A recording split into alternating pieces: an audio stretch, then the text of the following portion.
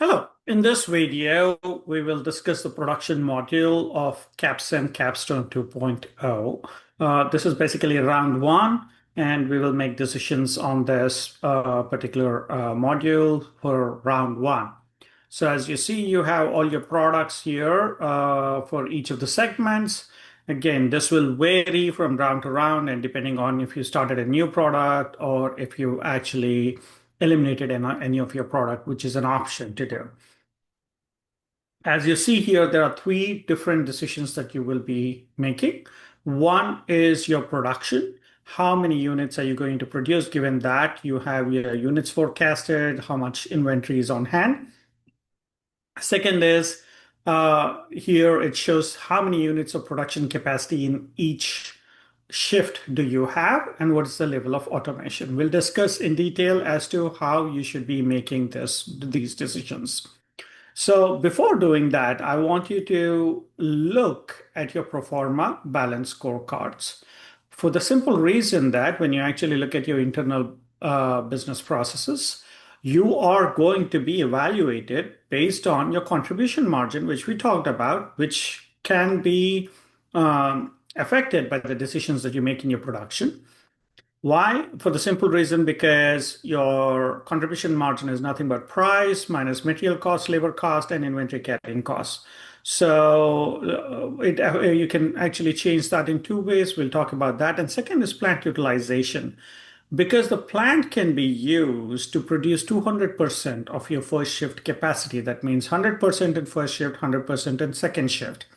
So you need to utilize at least 100% of your capacity to 180% of your capacity to receive a full credit on this. Okay. Now, days of working capital, not much, very much affected by what you're making decisions here, but stock out costs. That means if your forecasting was poor, then you can encounter stock out costs because of this is the lost opportunity. Anytime you need any information as to what these are, just click on the information part. Okay. So let's say you forecast 1400, but you ran out of product. You did not have, your demand was 1600. So that means you lost opportunity. You did not forecast and you did not produce enough. So you're not going to get a good enough credit here. Okay. So the other thing is going to be inventory carrying cost. Inventory carrying cost is how much of inventory are you holding on to? Okay. 1% inventory or less, you get a full credit. Okay. That means, let's say you produced 101 and you sold 100 and you have one unit left, then you get a full credit. If you have like three and a half left, like, you produce 100 and, let's say 103 or, 207 units is what you produced, right? And you sold 200 units. Now you have 7 units left, so which is 3.5% left. So that means you get a partial credit. Anything beyond that, you'll not get any credit. So you have to be very careful in terms of how much of production are you having. Okay. So you want to make sure that you forecast right in order to ensure that you are aiming to sell as many units as you forecasted and you produce a little bit more than that so you don't encounter stock out costs and you don't want to have a lot of inventory on hand because you don't want your contribution margin going down as well as inventory carrying costs going down. So having said that, let's go back to your production. Now, this is your traditional product. What did we say? We forecasted 1,410 units and you have 189 on hand. So let's go back to our this one. Okay, so we have 1,410 forecasted 189.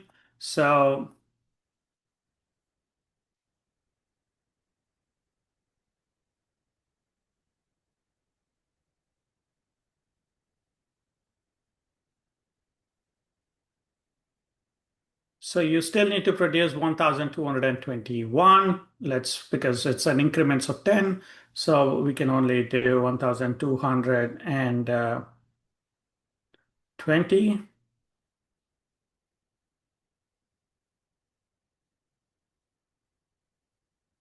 Okay.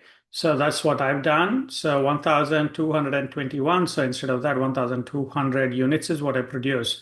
One other thing that you need to focus here is on production after adjustment. I needed to produce 1,220, but it's only 1,21010. That means 10 units were wasted. That means that did not meet the quality requirements and so forth, so they were discarded. The difference will improve when you get to the round three, when you have TQM or total quality management, where you can actually improve overall quality and reduce this difference. So let's increase this by another 10, so 1,230. So that way I have exactly how much I actually need. Okay, now moving on to the capacity here. So I have to produce, as you remember, okay, 100 to 180%. Okay, so I have 1,800 units and I'm only producing 1,230. So now the question is going to be, should I actually lower it to 1,200 or something like this? But the question is going to be, because you'll be able to produce 2,400, 1,200 in first shift, 1,200 in second shift. But the question is going to be, is that what's going to happen in the future? How many units will I be actually selling in the future? Because you don't want to keep selling and buying, selling and buying. That's not going to work out well. Okay. So what do you want to do? What you want to do here,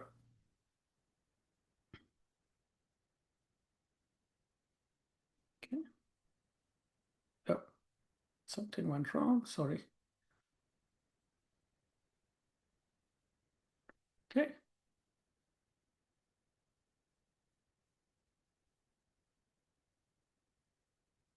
all right. So the next thing to do here is going to be, what do I do here? So one of the ways to look at is future demand. So as you actually see here, for this is growing at 9.2% per year for your case. Most often, you have to check whether it is a growth scenario or if it is a standardized scenario. So please ask your professor or compare round zero, round one. You'll understand that. So having said that, now let's look at how many units will be sold. So if this is the requirement, so times 1.092. Okay. So that's going to be round two, round three, round four. Okay. This is going to be round six. Let's say we still have six products, right? What is the parity demand? So that's going to be divided by six. So 2087. Am I ever going to produce Okay, am I ever going to produce and sell if it is at parity demand, over 2,807 units? So right now I have 1,800, that means 3,600. I'm holding on to too much capacity. So I can actually reduce this capacity to, let's say, 1,400, then that's 2,800. Okay, so that's still way above what I would need if I'm actually selling at parity demand, but you will not be selling at parity demand by round six. You'll be selling higher or lower depending on how others are actually doing and how you're doing overall. So for buffer, let's say, I have some left. You can put it as 1,300 or 1,400, how much ever you want. So depending on your aspirational level, this is practice round. So you should be okay with that. Okay. So now when you actually look at this one, okay, we talked about contribution margin. Right now, my contribution margin is low. I know that the customer's willingness to pay will be going down and the performance specs are increasing. So this will increase. So my material cost will increase progressively while my price is decreasing. That means my contribution margins will be going down. And second, this is not very R&D intense because there is frequent R&D that you need to do, but not as much as in the high end and other products. So you should try to aim this to 5.5, okay, 5 maybe in this round and move it to 6.5 next round, or you can maximum go up to 6.5. You can go up to 10, but that means your product will be unfit. That means your product is no longer going to be, you know, asking to, say that let's say automation is 10, your labor cost will go down substantially to, let's say, about $1.30 or so. However, that will slow down your R&D process because you require to retool your plans for the new product. So therefore, you do not want to do that. So because of the amount of R&D that you will be doing here. So I would suggest to keep it between 6 and 6.5 maximum in this one. And also you have a maximum investment. There's only so much that you can actually invest. Okay, because you're lowering your capacity here, you will make some money in terms of investment money coming in. So therefore, you could actually utilize that money towards your automation. So it is up to you. You can go to 4 to 5, 4 to 5.5, or 5.5 to 6.5. You could do it progressively. You don't have to do all at once. Okay. So this being said, next move on to the low end. Low end is one of the least R&D intense products. So therefore, you can have an automation level up to 10. Okay, that will substantially reduce your overall cost structure. So here, but there is a limited amount of ability to do this. So what do you want to do? You want to progressively go. Let's say I would go from 5 to 7.5 and probably plan to go to 9 or 10, depending on your financial situation next round. Okay, so here production schedule, I have 1,670 units forecasted, 39 units on hand. So basically, I would need 1,621. So 1,621 is what I would need. 1,621. So I'll round it off by doing this. Okay, so right now, if you actually look, um,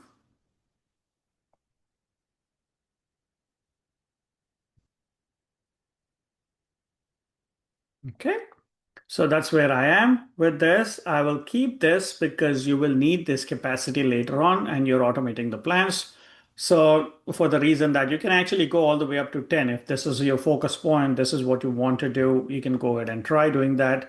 Okay. So don't worry about all of this. You'll not be working anything. You don't have to input anything here.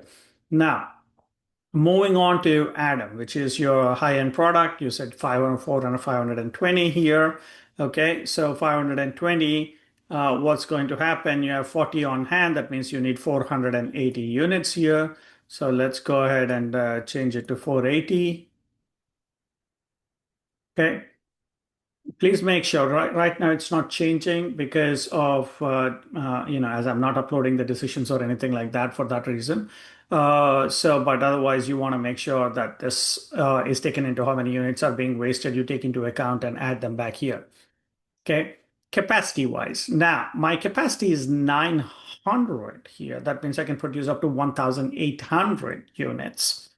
Do I need 1,800 units? When am I going to do that? So if I go back to my reports, if I look at my growth rate here, this is one of the fastest growing segments. Okay, you will actually see that demand growth rate is going to be about 16.2%. So let's say if the growth rate is the same, okay, so and 16.2. Okay, so if I actually look at this, okay, so that's going to be 6,200. Okay, what's going to happen to the parity demand here? Okay, 1,000. This is would be what I will be selling in case if I have those many units. So here 900. Will I ever be selling 1,800? Probably not. So I could actually lower this down to 800 or 700. It all again depends on your discretion. What you have to understand is if I'm selling right now about if I have 900 capacity, when I get to 1047, I will be using a lot of second shift capacity if I lower it even further. So you don't want to exceed. Why? Because your material cost, your labor cost goes up significantly when you do that. So you want to keep your labor costs low. So you want to utilize some amount of, when your automation is low, you want to utilize your first shift capacity and a little bit of second shift capacity, but not excess. Okay. So because that will actually reduce your contribution margins again. So you want to be very conscious about that.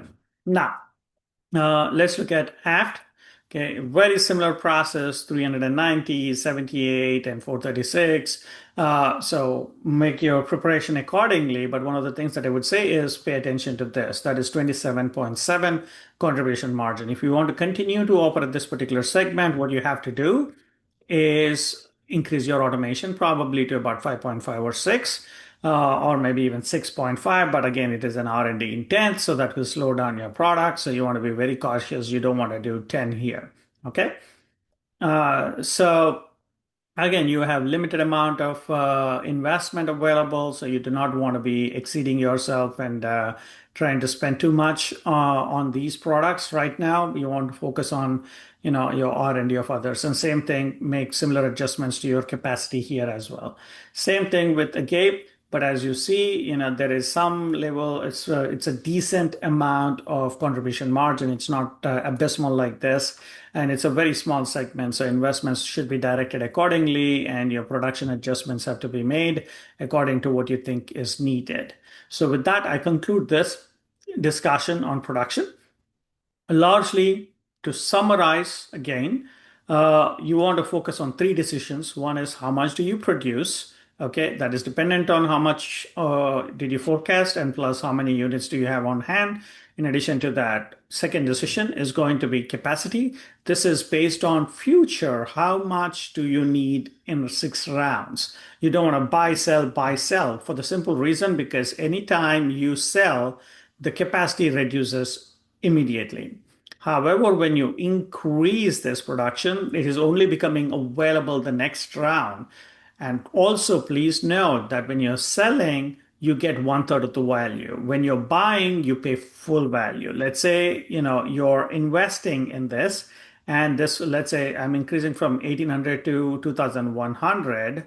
That would cost me 3 times as to if I'm reducing from 1800 to 1500. So please be careful about that. So you do not want to keep selling and buying as based on this requirement. You will forecast for the 6 rounds and see, do I need this capacity? If you're not going to need in 6 rounds, you can sell that excess capacity. That's one thing to remember. Second thing to remember is that here I'll have 1300 capacity. That means I can produce up to 2600 units here. Please note that. Okay. And automation reduces your labor cost, improves efficiency, increases your profit margins. However, that will slow down your R&D. So wherever there is less R&D to be done, okay, like in low end, because you're only choosing to do changes when needed and you don't need to do it again and again. So in those cases, you can go all the way up to 10.0. Okay. But when it is high intensity R&D like here, okay, so the product is, if you actually remember the R&D round, module, you couldn't even meet the requirements of the customers for this round. So you were already, significantly behind.